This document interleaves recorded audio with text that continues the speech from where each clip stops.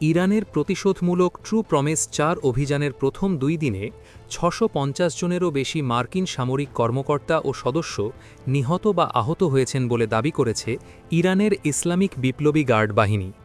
মধ্যপ্রাচ্য জুড়ে অবস্থিত মার্কিন ঘাঁটি ও যুদ্ধজাহাজ লক্ষ্য করে চালানো হামলায় হতাহতের এই ঘটনা ঘটেছে বলে জানিয়েছে দেশটির এই অভিজাত বাহিনী।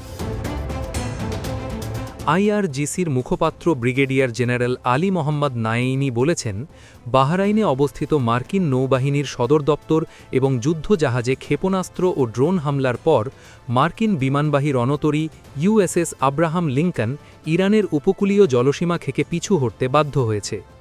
পারস্য উপসাগরীয় অঞ্চলে মার্কিন সামরিক স্থাপনাগুলোতে ইরানি বাহিনী ব্যাপক ক্ষয়ক্ষতি করেছে বলে দাবি করেছেন নায়েইনি।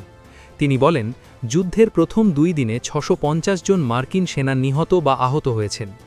আমেরিকানদের জন্য এই হতাহতের খবর অস্বীকার বা গোপন করা স্বাভাবিক, তবে ইরানের গোয়েন্দা এবং যুদ্ধক্ষেত্রের তথ্য হতাহতের এই সংখ্যার সত্যতা নিশ্চিত করেছে।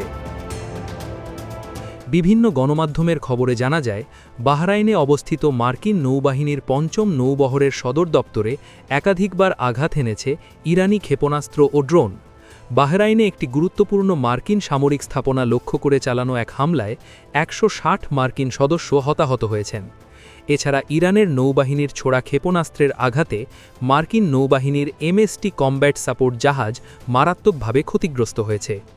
আইআরজিসির এই মুখপাত্র বলেন, দক্ষিণ পূর্ব ইরানের চাবাহার উপকূল থেকে প্রায় ২৫০ থেকে ৩০০ কিলোমিটার দূরে অবস্থানরত ইউএসএস আব্রাহাম লিঙ্কন রণতরী লক্ষ্য করে ৪টি ক্রুজ ক্ষেপণাস্ত্র নিক্ষেপ করেছে ইরানের নৌবাহিনী।